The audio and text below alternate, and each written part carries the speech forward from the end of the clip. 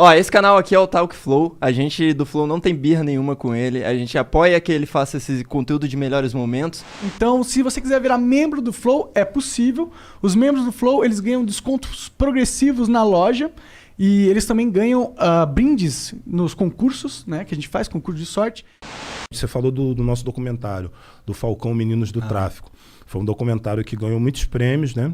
Esse documentário vem de um trabalho prévio? Tinha alguma outra coisa antes? Ou... Na verdade, a gente tinha feito o videoclipe Soldado do Morro, né? Que era a minha música narrando a vida dos jovens do tráfico de drogas, né? Moleque.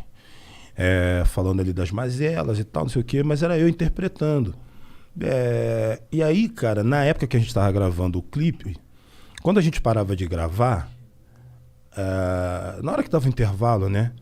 A rapaziada tirava o fuzil das costas, a pistola da cintura, não sei o que, começava a trocar outro tipo de ideia. Saiu crime de cena, tá ligado? Porque a gente não quis gravar com atores. Como eu tinha entrado em algumas favelas, eu perguntei se podia gravar, explicava o que a gente estava fazendo. Os caras não pode filmar e tal. Eu falei, mas eu posso explicar o que é? Só pra tu ficar imbuído, só de saber o que é. Pode explicar. Então eu perdi um tempão explicando. O cara, não, maneira essa ideia aí, meu, pode fazer aí e tal, pá.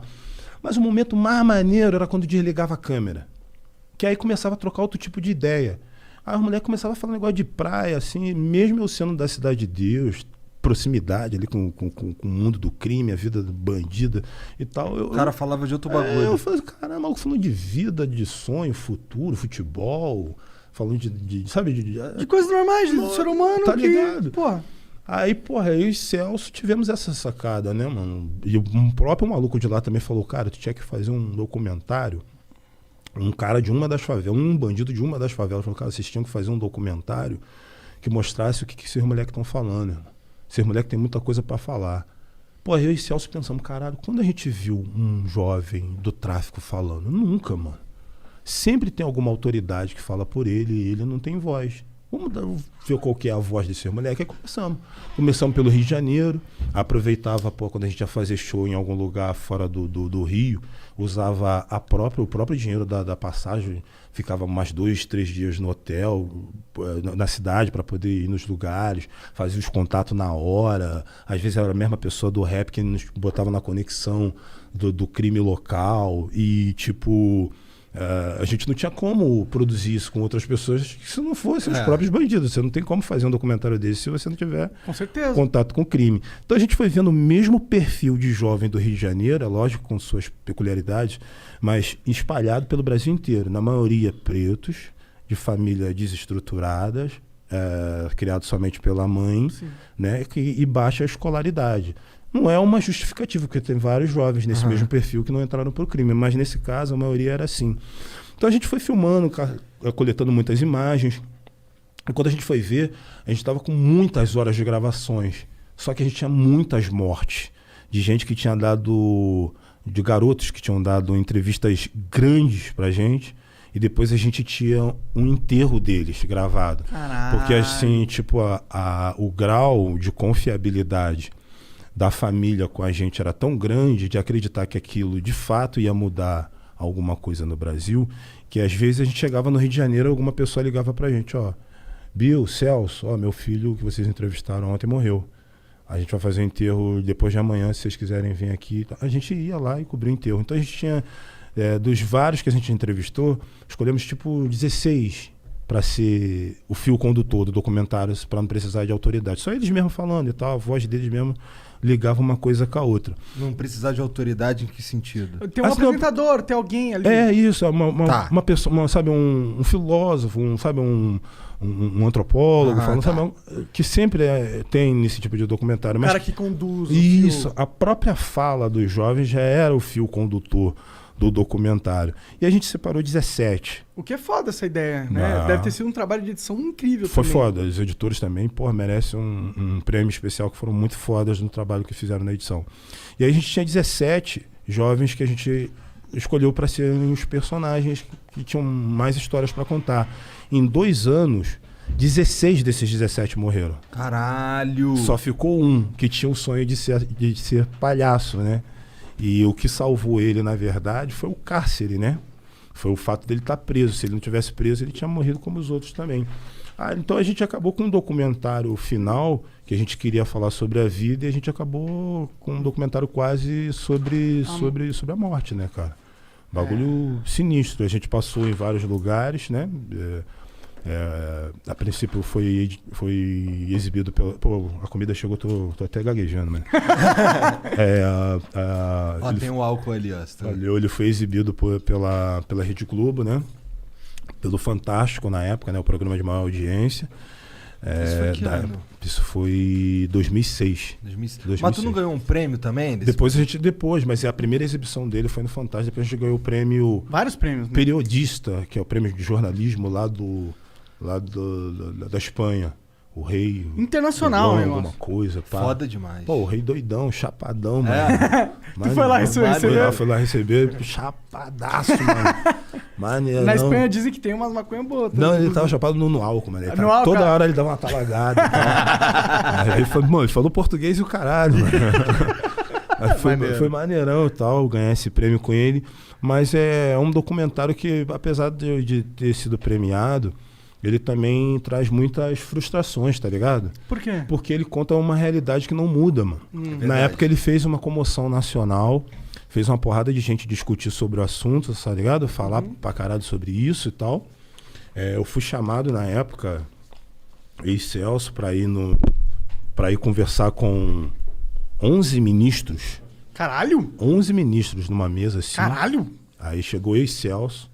A gente começou a falar para eles O que vocês falaram lá? o nosso processo de gravação, como foi, o que a gente sentiu, o que a gente viu, quais as necessidades que a gente acha que tem que ter nesses lugares, o que a gente acha que deve ser feito. A gente acha que, a gente explicando para eles, cara, a gente acha importante o trabalho e o papel da polícia, mas a polícia ela não pode ser o único braço governamental dentro da favela, mano. Sim. Porque é o único. É. Né? Senão a gente só vai ter morte, só vai ter violência. Tem muitos problemas dentro das favelas que não são de ordem policial, tá ligado?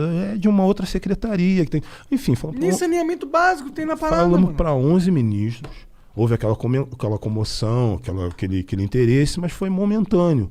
E na prática mesmo, pouquíssima coisa aconteceu. Hoje, na hora que eu estava me arrumando para vir para cá, estava assistindo o jornal, estava vendo uma operação policial no Rio de Janeiro, que é uma operação que já entrou para a história como a operação mais letal da história do Brasil, do Rio de Janeiro, cara. Tipo, 25 pessoas mortas. Dentre elas, um policial, né? São 5 pessoas. Até a última vez que eu vi a notícia, tinham 5 pessoas feridas, né? Pessoas dentro do metrô. E dessas 24 pessoas que morreram, com certeza deve ter gente do tráfico, mas é muito provável que tenha gente que não seja também. Que até agora não houve assim